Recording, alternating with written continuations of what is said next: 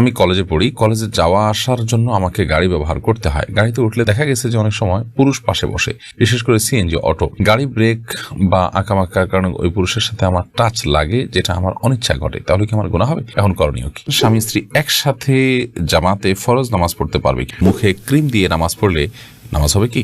আমি টয়লেটে গেলে যতই চেষ্টা করি গায়ে পেশাবের ছিটা পড়ে, আমার কি ওই কাপড়ে নামাজ হবে বা শরীর নাপাক হবে? মাসিক অবস্থায় মেয়েরা কি আজানে জবাব দিতে পারবে? শিশুদের খাবার খাওয়ানোর সময় কার্টুন দেখানো যাবে কিনা? আমি প্রেম করে বিয়ে করেছি, 11 বছর হয়ে গেছে। এখন যতটুকু জানি প্রেমের বিয়ে সহি হয় না। এখন কি করণীয় এবং কিভাবে সহি করা যায়? বাথরুমে কি ওযু করা যাবে? খেজুর ও শশা কোন পদ্ধতিতে খেলে স্বাস্থ্যবান হওয়া যায়? হাদিসের আলোকে দয়া করে জানাবেন। স্ত্রীর মাসিকের সময় রাতে একসাথে ঘুমানোর পর কি সকালে ফজর নামাজ পড়া যাবে? সুমাইয়া আক্তার লিখেছেন, নিয়মিত দুঃস্বপ্ন দেখি, করণীয় কি? দুঃস্বপ্ন বলতে যে স্বপ্ন দেখার পর আপনি ভড়কে যাচ্ছেন, ভবে যাচ্ছেন, এটা শয়তানের দেখাতে পারে, ব্ল্যাক ম্যাজিকের কারণ হয়ে থাকে। সেজন্য আপনি রুকিয়া করবেন, ঝাড়ফুঁক করবেন এবং কোরআন কারীমের তেলাওয়াত বেশি বেশি করে করবেন। বিশেষ করে যেগুলো রুকিয়ামূলক সেগুলো শুনবেন বেশি বেশি করে।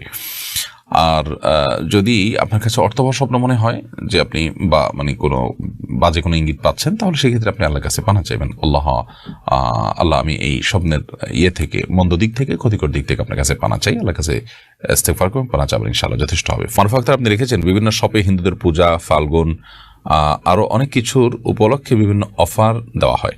এখান থেকে আমরা কি কোনো প্রোডাক্ট কিনতে পারবো? কোনো অসুবিধা নেই। আপনি এই অফার উপলক্ষে আপনি কম দামে পেয়েছেন, কম দামে পাওয়াতে সেটা নেওয়াতে কোনো অসুবিধা নেই। আপনার নেওয়ার কারণে কোনো অন্যায় কাজে সহযোগিতা হচ্ছে না এবং কোনো প্রকার সহযোগিতার সম্পর্ক এখানে নেই।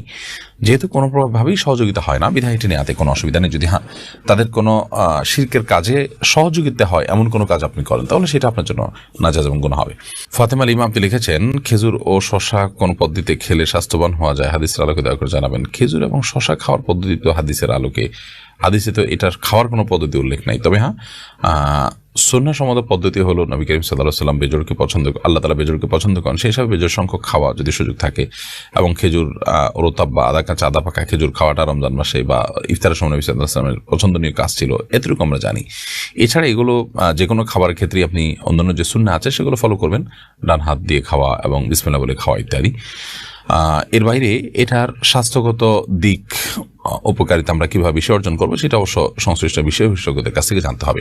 তাসমিমা বাঁধন জ্যোতি আপনি লিখেছেন, স্বামী স্ত্রী একসাথে জামাতে ফরজ নামাজ পড়তে পারবে কিনা? যদি পারে তাহলে কি একামত দিতে হবে? তাছাড়া অন্যান্য নফল নামাজ কি জামাতে পড়তে পারবে?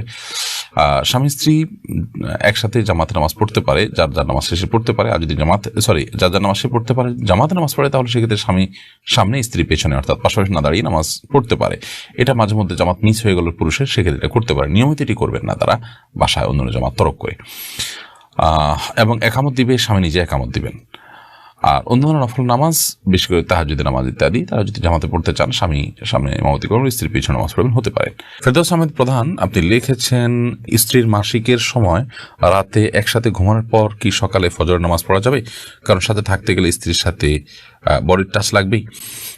স্ত্রীর সাথে বডির টাচ লাগলে কোনো অসুবিধা নেই। মাসিক অবস্থায় আপনার স্ত্রীর সাথে আপনার বডির টাচ লাগলে যে আপনি নাপাক হয়ে যাবেন এবং আপনার গোসল ফরজ হবে, ব্যাপারটা কিন্তু সেরকম নয়। অতএব সেটি ভিন্ন বিষয় যে আপনি যথাসম্ভব নিজেকে, আপনার যদি নাপাক লাগার সম্ভাবনা থাকে তাহলে সেক্ষেত্রে সেখান থেকে বেঁচে থাকবেন, বাট একসাথে শোয়াতে কোনো অসুবিধা নেই। সেরিনা আক্তার লিখেছেন, মুখে ক্রিম দিয়ে নামাজ পড়লে নামাজ হবে কি?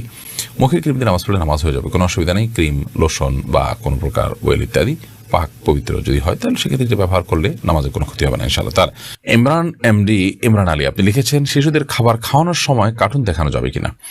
খাবার খাওয়ানোর সময় যদি আপনি কার্টুন দেখান, কার্টুনগুলোতে ম্যাক্সিমামই আজকাল মিউজিক থাকে। এই যে মিউজিক থাকে, সেজন্য কিন্তু এই ধরনের কার্টুন দেখা বাচ্চাদেরকে দেখানো জায়েজ নয়, গুনাহের কথা। কারণ আপনি সেখানে মিউজিকের যে গুনাহ, হারাম, সেটিতে লিপ্ত হয়ে যাচ্ছেন, বিধায় সেটি জায়েজ নয়। এবং এর কুপ্রভাব বাচ্চাদের উপরে পড়ে, মনস্তাত্ত্বিকভাবে বাচ্চারা দিন বিমুখ হয় এবং ফাসিকি মানসিকতা তাদের মধ্যে তৈরি হয় ইত্যাদি নানা কারণে এরকমটি করা জায়েজ নয়। আর যদি সেখানে মিউজিক না থাকে কিংবা সাউন্ড বন্ধ করে নেন, সেখানে অশ্লীল কোনো কিছু না থাকে, তাহলে এটা নাজায়েজ বা হারাম হবে না। বাট সন্তানের জন্য চোখের ক্ষতি, ব্রেনের ক্ষতি নানা দিক থেকে, সেজন্য এটি না করা উত্তম এবং ভালো।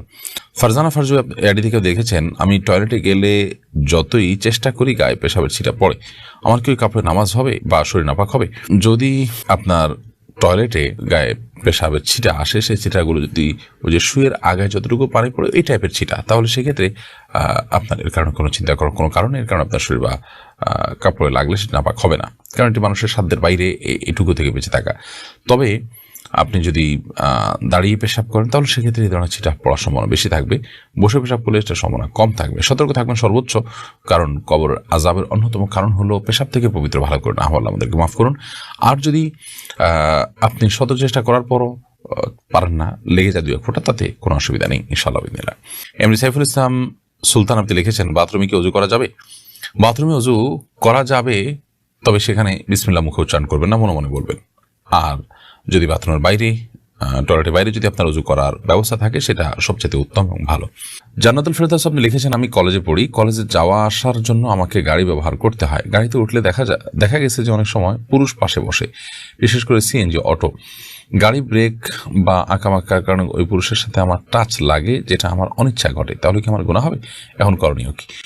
প্রথমত, এ ধরনের পুরুষের সাথে একজন পরনারী পাশাপাশি না বসা উচিত।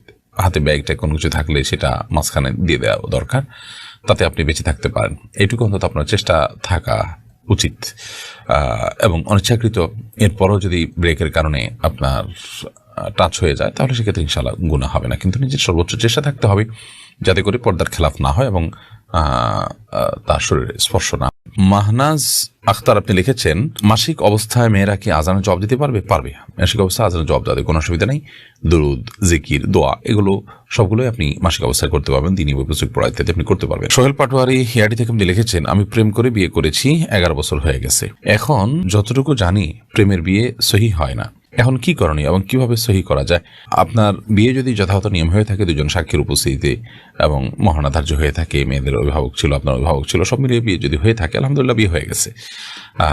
কিন্তু আপনি বিবাহের আগে যে অবৈধ সম্পর্ক করেছিলেন সেটার জন্য আল্লাহর কাছে মাফ চাইবেন, লজ্জিত হয়ে তওবা করবেন এবং ভবিষ্যতে কোনোদিন আর বিবাহকৃত সম্পর্ক কারোর সাথে করবেন না, সে মর্মে ইস্তেগফার উভয় করবেন।